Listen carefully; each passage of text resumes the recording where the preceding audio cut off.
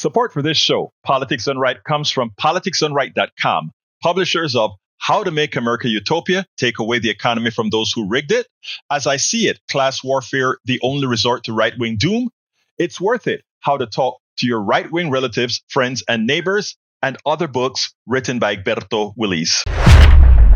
Welcome to Politics Done Right. My name is Egberto, Willies, your host. Good morning, Houston.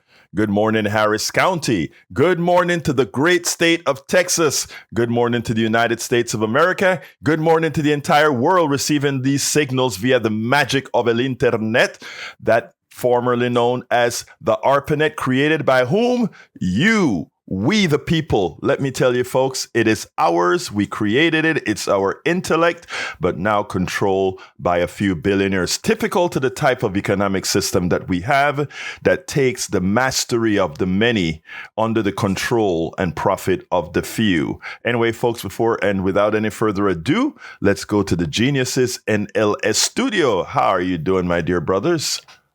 Well, Jack, did you go and get that internet back from those billionaires yet? No, man, I've been meaning to do it. I know. They're so stingy. They want to take the internet and keep it. So I sent Jack out to go get the internet, and, well, you know what happened. Well, he'll get it at some time. He'll get it. You know, Jack fulfills every mission. He does indeed, and it is Wednesday morning at the radio here, the 23rd of April, 2025, and yet the drama continues. I understand that Japan and China are dumping treasury bonds. Yes. Well, yes. Yeah, that's our debt that they bought. And now they're saying, we don't want to do this anymore. So give us back our money. So that's, yeah, the chaos continues. Well, Jack, you got half a page of wisdom there. So let's hear what you got to say. Yeah, it goes along with this same conversation here. Excuse me. Excuse me. Goodness. Oh, man. Too many cigars. Grass pollen. How does he do it? No. Good morning, Egberto. How are you? Good morning, my brother. How you doing? How does he do it? How does President Trump come up with new and amazing ways to punish and pilfer the people? He's threatening to garnish tax returns, wages, and pensions of the people who are behind on their predatory student loans. I'm sure former President Biden was looking to forgive student loan debt, wasn't he? I heard that someplace. Mm-hmm. Maybe, just maybe, life was better under Democratic administrations of Biden, Obama, and Clinton. I would have to say, yes, they were. I was better off. Well, I know I was too. Yeah, listen. So how about you? I think everybody was better off. And the thing about it is, confessing or telling the truth that we are in trouble is a hard thing to do. But, you know, I want to mention, since you brought it up, it's not a part of the program, but you guys always hijack the program with your great intellects. Let me just say this. The problem is this. Japan and China are the two largest holders of United States bonds. And what are these bonds? These are generally 10-note treasuries that says whenever we overspend, which we've done since Bush number 2 came into power. Remember, the budget was balanced under Bill Clinton, a Democrat who raised taxes let me first back up and tell you guys, there's a reality and then there's a fantasy. And the problem that we have today is we don't have a media that is bold enough to call out politicians that just simply come out and lie. So let me tell you some absolute truths that you can actually go ahead and research on your own, because the data, the math is absolute. This isn't somebody just talking. The math is absolute. The economy rated by GDP has always, since the 20th century, done better under Democrats than Republicans. That's number one. That's a statement of fact. All right. Likewise, the debt always gets better in the aggregate under Democrats than under Republicans. And that's not by accident, and that isn't because what do we call it? It's an exception. No, it's a fact, but it goes based on ideology. The Republican ideology is that of cutting taxes and the claim of limited government and all of that sort of stuff. But the reality is that cutting taxes only work for rich people, and it's only a small percentage of Americans that are rich. That's only a small percentage of Americans that are rich. So therefore, they cut these taxes for all these rich people, but at the same time, they cannot cut the programs to cover those tax cuts because those programs cover the average middle class and lower class, working class, and poor Americans. So they just leave those alone. They do nothing about it, but they get their taxes cut. So in effect, they have a fiscally irresponsible methodology. The Republican Party, the Republican politicians do. They have to be careful how they cut the programs because it affects not just liberals and progressives and Democrats. It also affects their own. So they leave it standing. And by definition, that means if you're going to cut taxes, if you're going to give all your money to the defense industrial complex and you're not going to cut the social programs or the defense programs, then you get huge deficits. When Democrats come into town, they look at the books and they say, oh my God, the only way to pay this is using math. And math says, you have to raise taxes to do X, Y, Z's, etc. And they raise taxes, and generally the budget gets better. The deficit gets lower. Obama lowered the deficits. Biden lowered the deficits. I mean, it's still high as hell, but he lowered it. Was less than it was before. It is important to understand why that is the exact opposite of what Donald Trump did in his first term. And what he's doing in the second time. He's spending more, all with Doge, with the Doge hype and firing all these people. Guess what, folks? They're still spending more money than under the Biden administration. So I want you to understand there are lies. And I want you to also understand that the media doesn't do enough to let Americans understand that they are being played with this thing about the Republicans are good for the economy or that the Republicans are good for fiscal responsibility. All of those are just talking points, but lies. And their numbers are not, you can easily go to the budget, the employment commission. You can go to all these different government agencies and find out that what I've just said is factual. So please, if you're a MAGA person listening and you have been taken up by the liberals are big spenders and liberals are fiscally responsible and the responsible ones are Republicans, etc., understand why Republicans are not responsible, because it's tax cuts, but they can't really do a lot of cutting to the social programs. Otherwise, they'll never get elected. So they just blow the budget. Now, how does that tie into what Howard had to say with bonds? What that means is that we get a lot of people to buy bonds. And who buy bonds? Rich people buy bonds, the government bonds.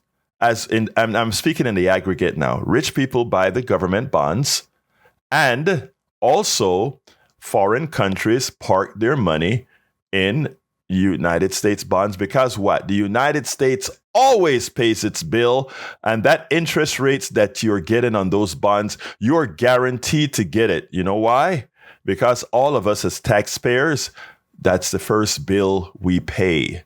The taxes due on all the bonds that we sell to cover our deficits. And let me tell you something. Our deficit is about $1 trillion every year. I repeat, our deficit is about $1 trillion every single year. So that means at an average of 3%, right? At an average of, and by the way, our budget deficit is, I'm sorry, let me back up. The interest, I misspoke. The interest on the amount of money, the trillions of dollars that we owe, that other foreign countries own in bonds and our rich people own in bonds, we have to pay out of the treasury, out of our taxes. As soon as we pay our taxes, we give away $1 trillion in interest to pay those rich folks and all those countries that have bonds. So let's give an example. China has about, let's just call it, to estimate, let's just call it $900 billion in bonds. It's a little bit less, but let's call it, but this is to make my math easy. That means every single year, we give China, for that $900 billion, about $30 billion in our taxes. We just write a check for $30 billion and give it to China. So much for hating China, so much for, controlling China. China don't give us any money for any loans, but we, because they're owning our debt, we give them $30 billion. And the same with Japan. Japan owned 1.0 something trillion dollars in our debt. So we pay Japan every year $30-something billion and growing of our taxpayer dollars right off the top. That's $30 billion that can't go into healthcare. That's, but altogether, it's $1 trillion that we owe to all the countries that own U.S. treasuries, plus all the rich people in America that owns treasuries. That means own our debt.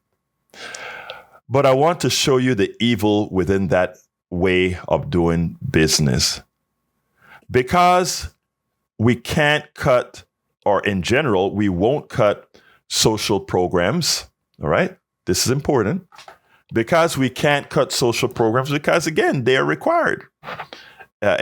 Social Security is written, but Donald Trump is going to try using all kinds of tricks to screw us. But, and because we always promise the rich finance a lot of these folks. We always promise the rich these tax cuts.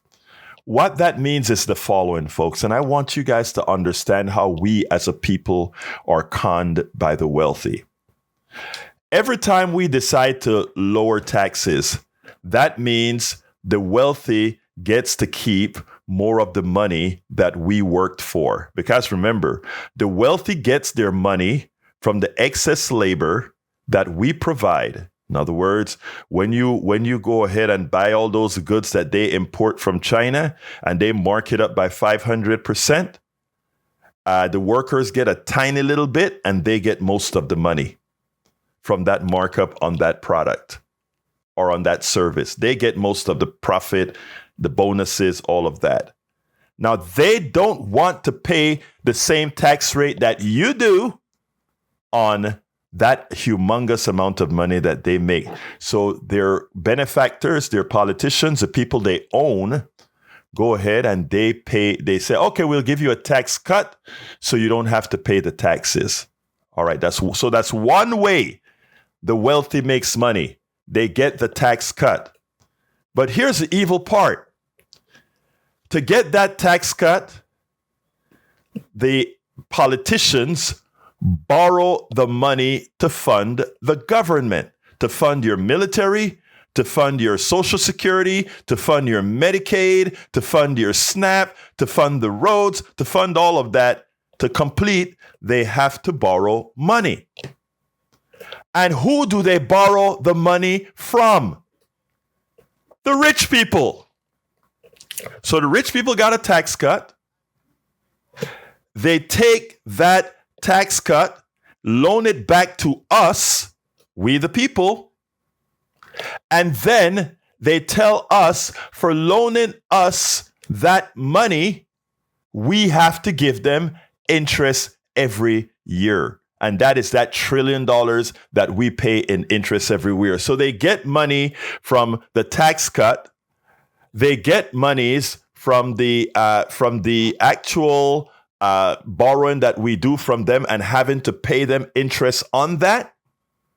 But it gets even deeper.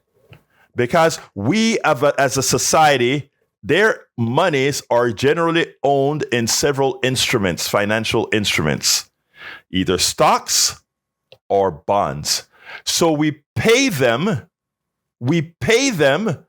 to use the money that they return to us, that we borrow from them, and which is really the tax cuts that we gave them. So they give us back that money as loans, and then we pay them from the honor of using that money. But it gets deeper. And then they convince their politicians that, by the way, those stocks that they own, when they decide to sell that stock, guess what? At that point, that stock doesn't get taxed at the same rate as your income, middle class folks.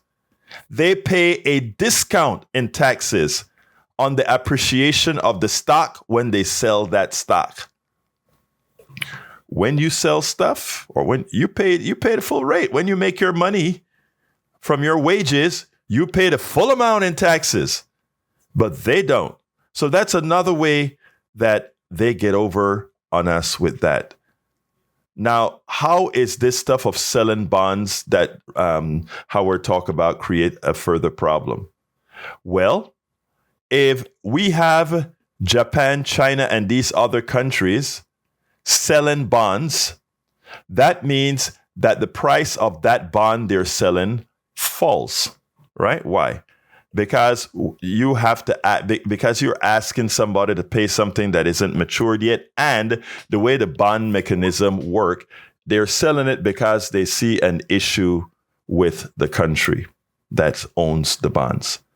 And what that means is to cover that bond, right? And since we need to borrow more money, because if they were just selling that bond, it would be fine. But they're selling that bond into a bond market that we, American people, are also borrowing money from.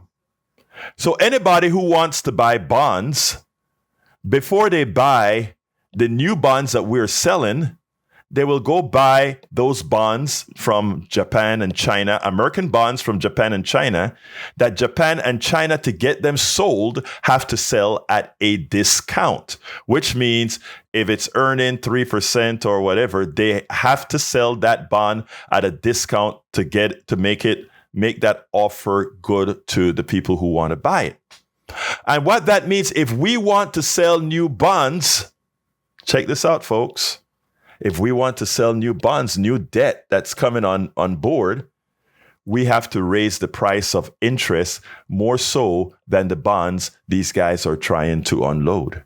So therefore, if we have to pay, I think it went from like an average of like 3% to the last time we saw it was 4.4%. Every percentage increase in that bond makes the deficit much worse, because that means we have to give away that much more money for people to hold our debt. And who's ready for that higher tax rate again? I mean, that higher interest rate? The rich people are going to say, come on, keep deficit spending. We'll buy those bonds at those higher interest rates. It makes it even a better deal. Folks, understand when I speak about the con and rich people, everybody talk about we shouldn't be supporting class warfare and all of that. Hell no, we should be supporting class warfare. Hell, that's why I wrote a book called As I See It. Class warfare is the only resort to right-wing doom. They tell us don't play class warfare, but they sure as hell are playing class warfare on us.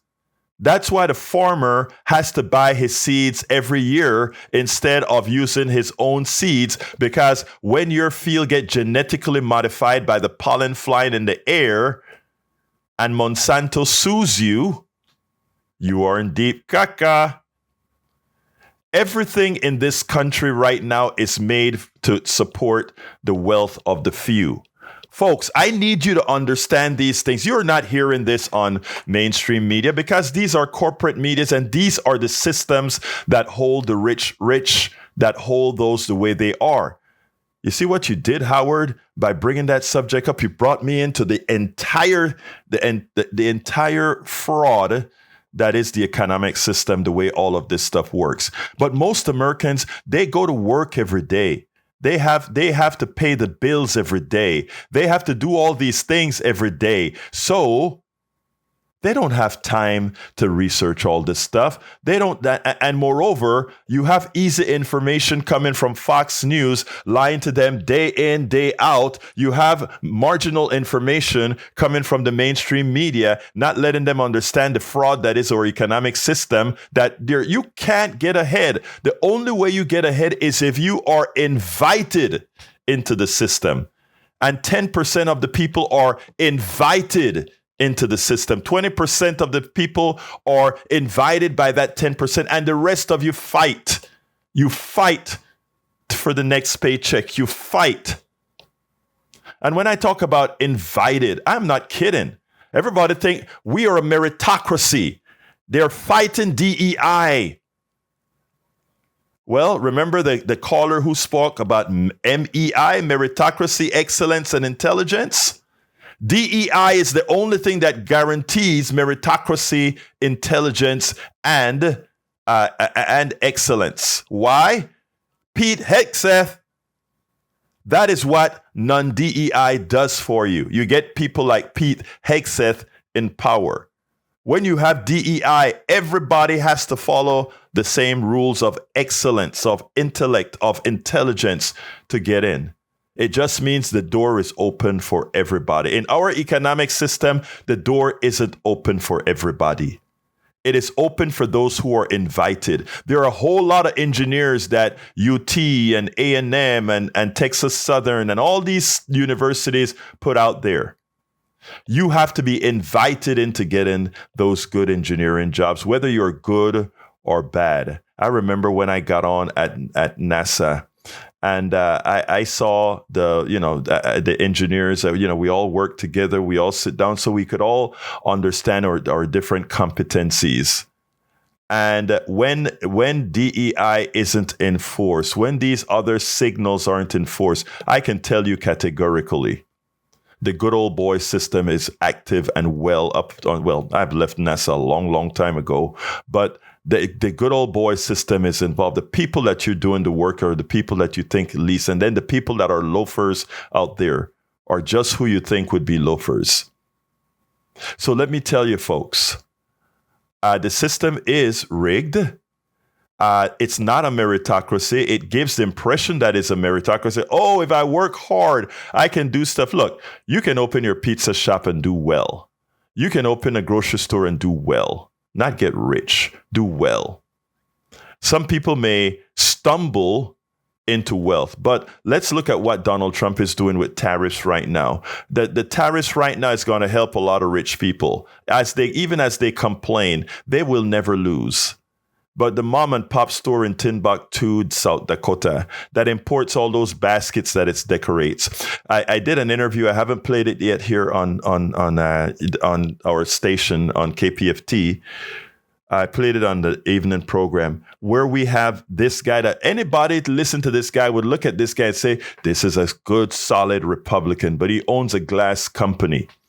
And this glass company used to make the glass here in the United States. For competitive reasons, he had to make the glass pieces in China, but he still employs a lot of Americans by saying, I am going to bring the cheap part of the labor into the United States. These glass bottles are glass containers, bottles that I can get for cheap, but I will make sure that the decorations and all the customization is done by high-skilled workers here in the United States. So he hires a lot of people in the United States. What is Trump's tariff going to do to him? And he came on, he's also in a federation against these tariffs. What is this going to do to him?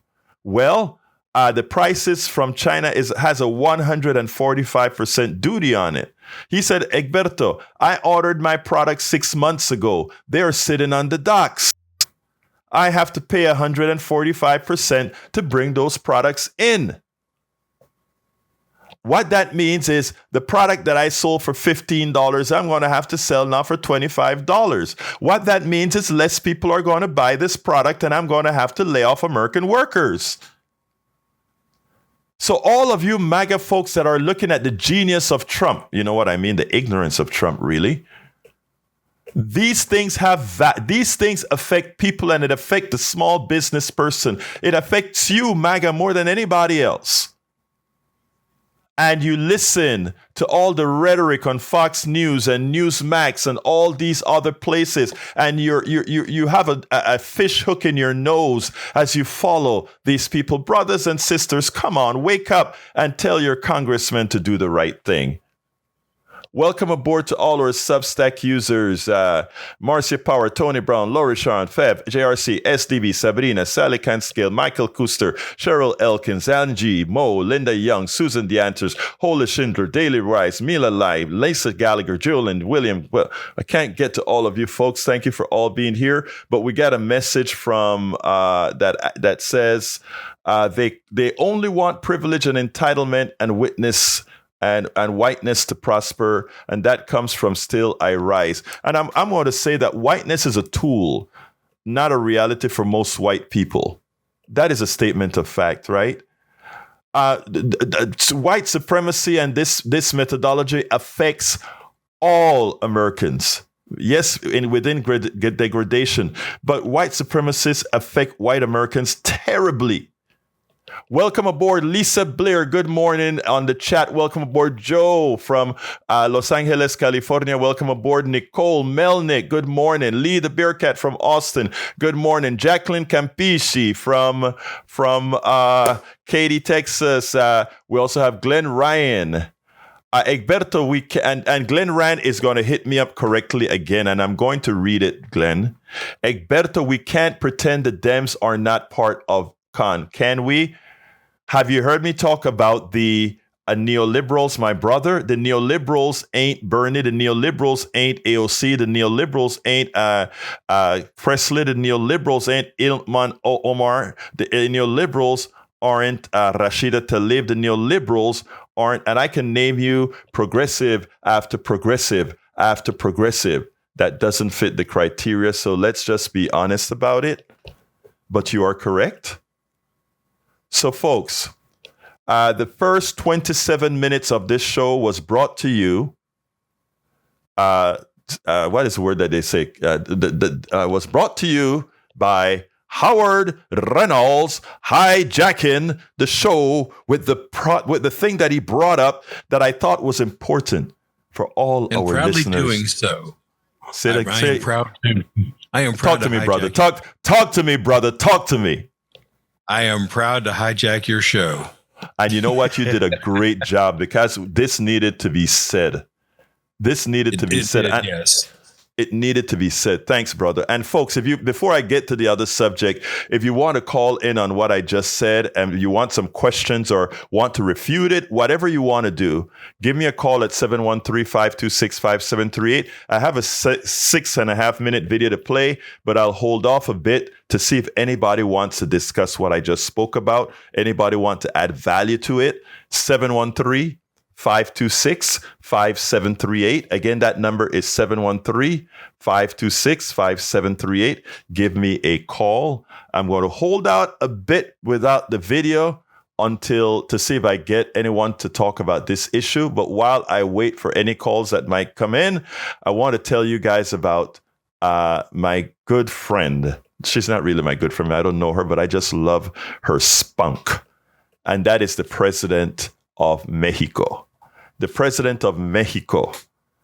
She, in measured ways, she knows how to handle Donald Trump. But there's something that is upsetting. Kristi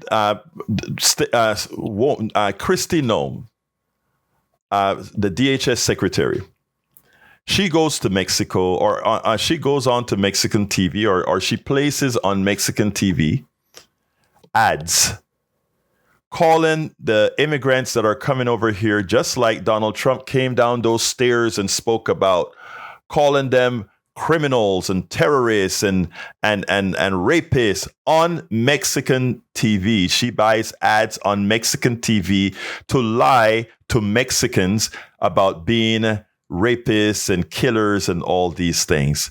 So what did Fanboyne do? And by the way, that kind of propaganda was illegal in Mexico until I think 2014.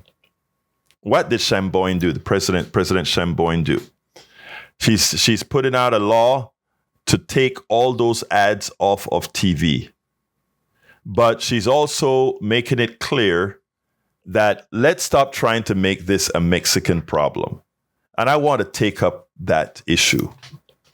I want to remind people, and specifically Republicans in this administration and every other administration, something that they really, really like to talk about. And that is something called personal responsibility. Personal responsibility. We do have a problem with people using fentanyl and these bad drugs. We do have a problem with people using these drugs. But you know what, folks? Personal responsibility and our economic system. Our economic system has an interesting thing. They like to call it supply side, right? Republicans like to talk about supply side economics, right? But it's BS. They believe if you put the supply there, the demand it will create. No. It's always demand side. If people demand something, there will be a capitalist, there will be a free enterpriser, there will be somebody who says, there is a market here. And that's what capitalists around the world sees. Americans love its drugs. Americans love its fentanyl. And a market was created for those drugs. It's illegal, but when has illegality ever stopped anything in this country? So therefore, a market was created for the fentanyl that Americans love. They love the feeling. The real question, as Fanboyne would put, is why do so many Americans need the calming effects? Why do they need to be desensitized by taking these drugs? What within the American psyche, what harms them, what hurts their psyche so badly that they need these drugs?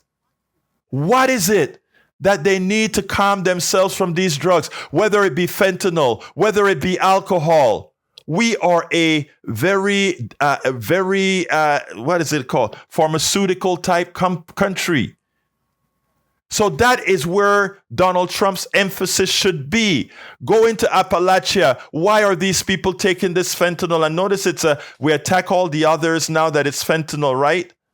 Why is it that Americans need all these drugs to calm their feelings? That is what we should be thinking about. An economic system that screws everybody over, that they work themselves to the bare bones. Maybe that's it. But then we try to blame the other countries for the drug problems that we have. The same thing. We killed 10,000 Panamanians because Manuel Antonio Noriega allowed his banks to be used to finance monies that got drugs into the United States that the American people wanted. So we killed Panamanians, 10,000 Panamanians, to get Noriega, who was facilitating the drugs American people wanted. Do you get it? Personal responsibility, where is it? Personal responsibility? I want us to start being honest with ourselves. Let's say that President Shamboyne decided that she was going to come on to American TV and run ads against AR-15s, against all these guns that get smuggled into Mexico, and that when they're smuggled into Mexico, kill a lot of Mexican politicians, a lot of Mexican peasants, a lot of Mexican avocado growers, a lot of Mexican farmers who are paying extortion to the cartel.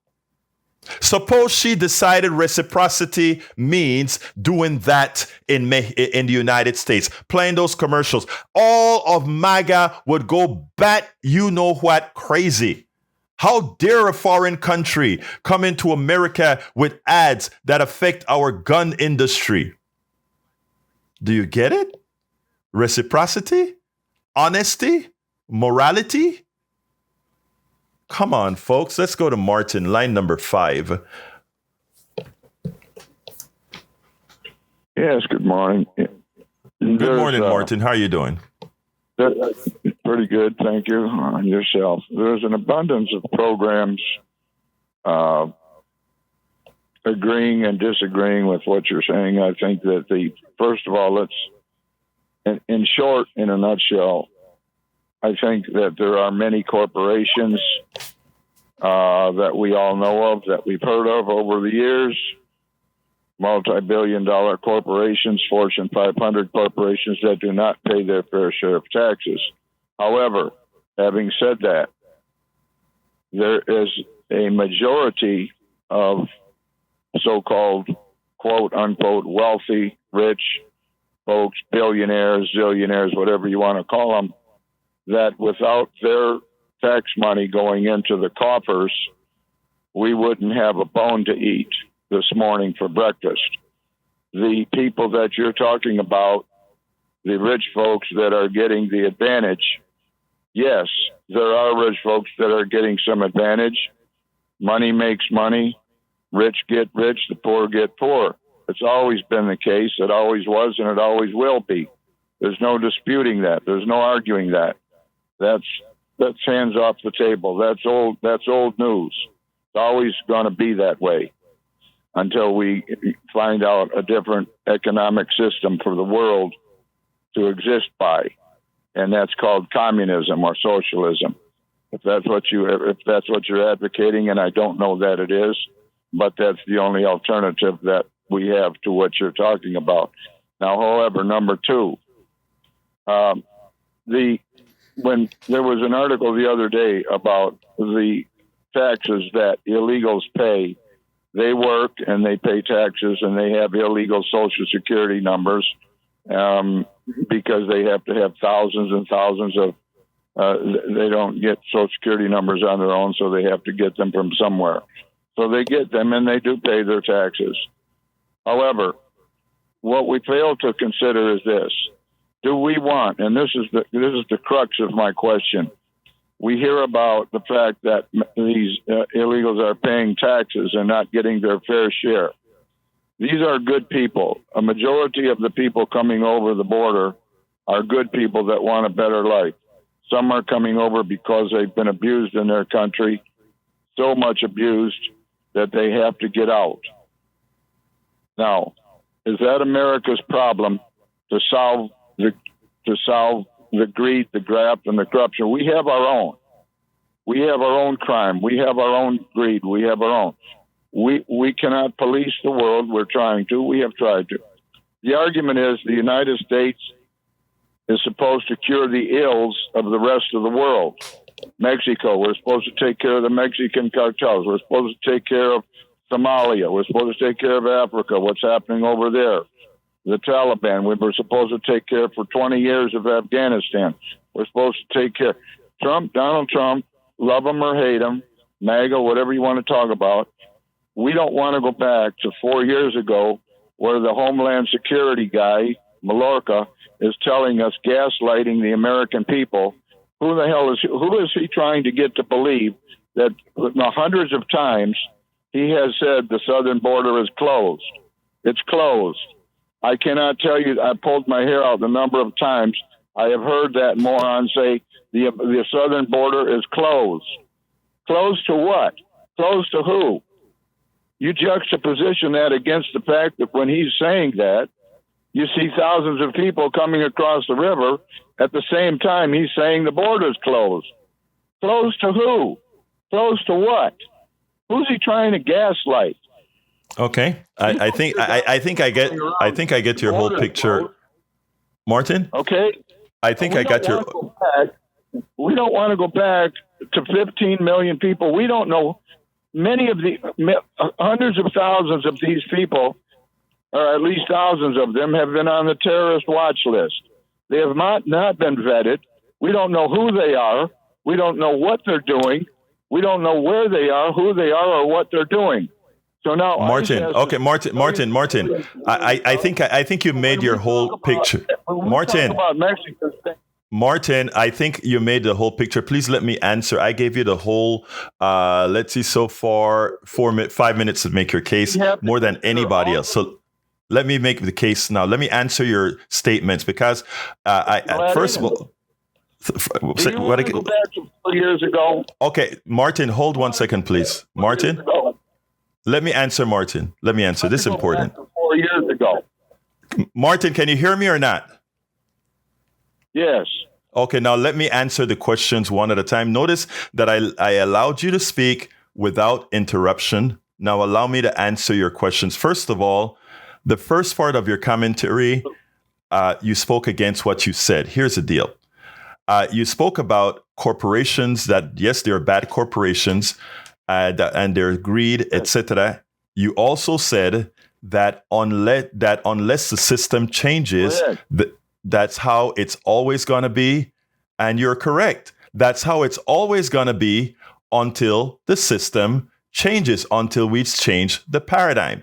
Your response, which is an indoctrinative response given by the people who are taking advantage of us right now, wants you to believe that the only answer to making the system correctly fairer is to institute communism. So everybody gets scared. Oh my God, we either take this nasty type of system or we take communism. That's a false choice. It is a false choice that we have killed a lot of people to maintain. The reason we have attacked many countries that have tried to adapt a more equitable system is because if Americans saw an equitable system in action, they would ask, why don't we ourselves do that? You should ask yourself questions like, why is all the wealth from the minerals on federal lands going into the coffers of a few and not the many when it's on federal lands owned by all of us? So as far as the economic system is concerned, I will tell you respectfully, we as a country, as a people, have been indoctrinated into believing that the opposite of capitalism is communism, which is a statement of a fallacy. China is the biggest, most successful capitalist country in the world. Okay. And that's a communist country. America is the biggest successful capitalist country in the world. And while we have the implication that it's a democracy, it is far from a democracy. Just look at the Senate. It is not a democracy. Let's go further. You also spoke about the traffic. You don't want to see whether the world's problems are America's problems. Why let's take care of America. Again, this comes from us not understanding international policies instituted by our own country. The world's problems are, in fact, America's problems because many of the world's problems were created by our American expansionism. If we learned more in school about what America did in Chile, Argentina, Santo Domingo, Cuba, Panama, Nicaragua, and you may say, oh, they always did good things. That's what you heard. But let me tell you, we have been an extractive country throughout the world. Extractive throughout the world. That you don't know that, it's okay. After you've learned that, if you keep your same form of thinking, that's a problem. And what I'm doing here at Politics Done Right is not giving you what you hear at Fox News or not giving you what you hear on mainstream media. It's just simply telling you the truth. And then asking you not to take my word, but to look it up. It's readily available for all to see. Everything that I stated in the monologue that Howard generated, everything that I said is accurate, factual, and can be, if one wants to do the research that I've done all my life, you can actually find out if I'm lying, if I'm propagandizing or not. The fact of the matter, I'm not. You look at what we did with the rice, the rice rules under Clinton. We got the Haiti we got the Haiti issues. We can show American involvement in much of the migration that is occurring right from south to Venezuela, from south to Costa Rica, from south to Haiti. All of that has an American component. The problem is our news media won't tell you that. And when these people start to come in, you're like, oh, we need to get them out. Well, let's talk a little bit about that as well. Getting them out. Let's remember that they are coming here because there is a demand. Like I said, it's never a supply side thing. It's a demand. And we have a demand for workers of this caliber, and that's what they represent. They don't come here and take. They are a net positive to the economy, as most Americans are going to find out when they go to the grocery stores and find the prices have risen, not only because of tariff, but because of the lack of labor to get the things that need to be done that you are accustomed to getting at an economical price. So, Martin, we can't continue the conversation with you today, but we can call back and I can answer you definitively one at a time. What I am saying, my brother, is absolutely right. What you're saying, the narrative that you gave, sir, was a narrative I could pick off of Fox News and tell you that that narrative is absolutely false. Let's go to Patrick. Hey, good morning. How are you? Good morning, Patrick. How you doing, my brother? Doing fine. It's interesting how always the most certain callers are the ones that hang up in the middle of your explanation. Right. Now, we're told over and over, and most of us buy this, that the rich and the billionaire class are the job providers. You and I have talked about that a lot, and we both. They're not, yeah. I'd like to take the opportunity to point out who all the winners were in this last economic crisis, and they were all the rich. It came at the price of the poor, and now people can't get a job. So if the job creators just won, why are there no jobs available? Next, we used to have a drug problem because we toppled South American economies, and they didn't have many other options except to export a refined resource to a country that, because the way they're treated, would abuse it. But I'd like to point out that the death rates were in the thousands or tens of thousands when that was the model. But now we have domestic billionaires that have decided to push opiates, and now they're in the hundreds of thousands. We're our own worst enemy, and keeping these people here and allowing them to do whatever they like is absolutely destroying us. I have a bunch of other things to say because of the last call. Yeah, but let's Patrick, let's save that for tomorrow, because I made him talk because he had a narrative that I know I was going to want to address. And so I wanted him to say his whole piece so he could say the whole thing. But now by doing that and answering, I'm limited to time. So I'm going to have to limit everybody to a minute now because every line is taken and I need to get to everyone now. So thank you very much, Patrick. Let's talk at 3, okay? Yes, sir. Thank you. All right, let's go to Jimmy. Jimmy, 30 seconds, my brother, because I messed up on time. Okay, Egberto, everybody can use some good ideas about saving money. First of all, pay off your credit cards in full each month. Don't pay that interest. Don't buy things like diamonds. They're just rocks. Don't buy a Rolex watch for prestige. Just buy a Mickey Mouse watch that tells time. And here's a good one. Try to pay cash for cars, starting with used cars. Don't run over a bunch of interest payments, and use your savings and by buying stock. Buy stock in the company that pays dividends, like Centerpoint Energy. You can use those dividends to buy more stock. You can end up giving away money to charities over the years, and you just have to learn how to handle your money. Try not to pay interest. Thank you. In other words, fiscal responsibility. Jimmy, I'm running out of time, but thank you so kindly, and thank you for being there, my brother. I gotta go. Let's go to Betty. Come on in, Betty. 30 seconds. Okay. Good morning, beautiful.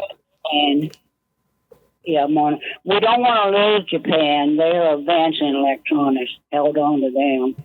And this is what I'm to Martin, and he is like a Martin bird. You give them a house, and they will eat your bugs. This is to you also, Martin. Trump wears a straitjacket every day. Means he is nuts. He talks to the stupid, dumb, and junkies. To make himself look good, he talks about Biden.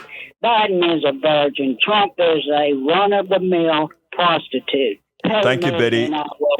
Paradise. Bye-bye. Thanks, sis. I got to go. Let's go to Tag. Tag, sorry, I only got 30 seconds for you, brother. Yeah, just a quick answer to Martin. He kept saying, do you want to go back to 4 years ago? Yes, I do. Yeah, well, here's my point about that, which he didn't seem to understand, I don't think. 4 years ago, we were suffering with a Trump lag. I mean, we had just gotten out from under 4 years of Trump, and it was not a good time. And selling bonds today, it's going to take a while for that to show up. Even right now, we're still living under the Biden economy. Yeah, that we had for 4 years. But brother, it is starting to show up for the people who own bonds. When they look at their bond funds, it's showed up already. I got to go, Tag. Let's talk tomorrow. Let's talk tomorrow, brother. Let's go to Mike real quick. Mike, 30 seconds. Just to be clear on Trump's tariff plan, what he's trying to do is replace the income tax or cut down the income tax with taxes primarily on the very rich, the top 1%.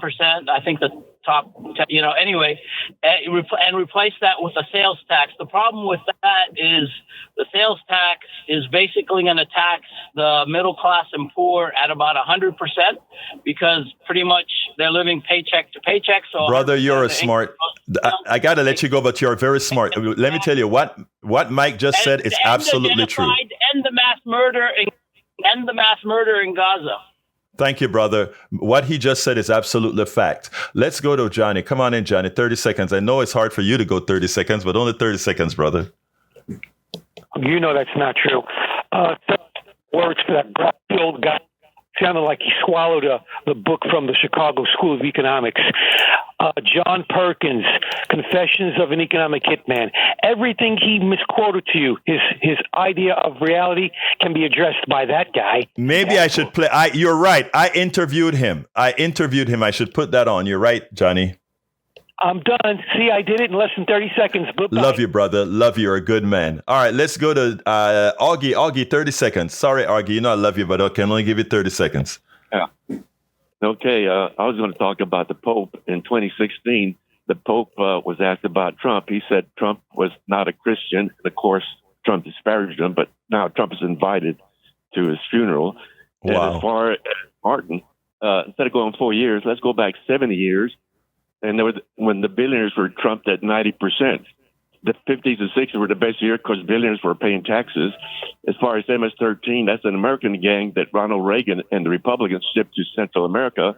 And that's why all those Central Americans are coming over. Thank you. Again, that's the thing. We got to get to the facts. Trump, You're right, brother. And Trump kicked out all the Venezuelans into America because of what he did. Thank you. Augie nailed it. Thank you, brother. Let's go to David. David, 30 seconds. Can only give you 30 seconds. Well, I don't even need that much. I don't know if you noticed it, but last Tuesday, Elon Musk cut the budget on America's 250th birthday. He cut the budget for especially the local versions. So what did Texas have planned for America's 250th birthday, and how much of it got cut? Good point. Good point. Thank you, David. Thank you.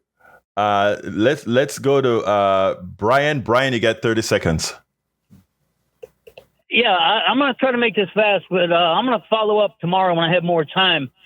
The left is different from the right for one reason. The left wants to reward crime. You had a CEO of a healthcare organization was murdered, and strangers, total strangers, gave him money. You had a 17-year-old killed another 17-year-old. Strangers gave him money to get bailed out. Okay, thank you very much, Brian. Remember, Rittenhouse got a whole several $1 million. Rittenhouse got for killing 2 people with a rifle that were unarmed. So thank you very much for not being balanced and telling the truth. All right, let's go to 346, number 5. I think that's Harry. Come on in, Harry, real quick. You only got 30 seconds, Harry. Oh, there's nothing there. Nothing there. Okay. Deadline this morning. All right, good. Close out for me, please, Howard and Jack. Oh, nothing much here. Jack, what you got? Here we go. Back to the deal. America causes great harm to the countries the immigrant comes from. They're being driven here. They're being driven here because it's bad there, and we cause a lot of it.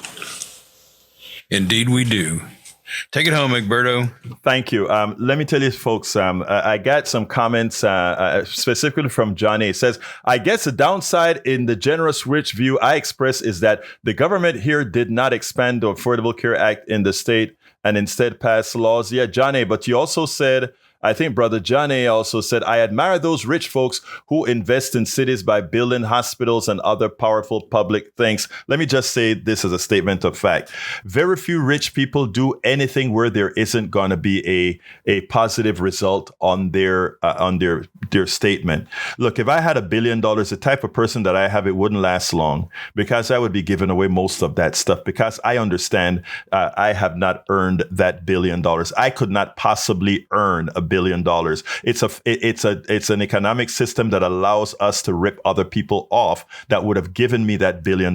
Until you understand the mechanics of economics, you won't really see that capitalism is an antiseptic form of slavery. Now, that said, I like how people say, oh, look, they got rich, but at least look at they invest and bought the Carnegie Institute and all these other things that they bought. If I stole $10 from you, and then I gave you $1, I want you to pat me on my back for being so kind to give you $1 back from the $10 that I stole you. That's the problem with the indoctrination that we've had thus far in this country. We have to understand that we, the people, are the ones that produce. We are the people, are the ones who create. We, the people, are the ones with intellect. As AI come into fruition, AI is going to get rid of a whole lot of jobs. But you know what? That should be a good thing. AI should actually get rid of a lot of jobs, and we should reduce the work hour to 15 hours a week because AI is comprised of the entire knowledge of us all. We built AI. Love you all. You can finish the show at politicsdoneright.com/newsletter. You can write me directly at kpft@politicsdoneright.com. And like I said, love you all. My name is Egberto Willies. This is Politics Done Right. And you guys know how I end this baby. I am what? Support for this show, Politics Done Right, comes from politicsdoneright.com, publishers of How to Make America Utopia, Take Away the Economy from Those Who Rigged It. As I See It, Class Warfare, The Only Resort to Right-Wing Doom. It's Worth It, How to Talk to Your Right-Wing Relatives, Friends, and Neighbors, and other books written by Egberto Willies.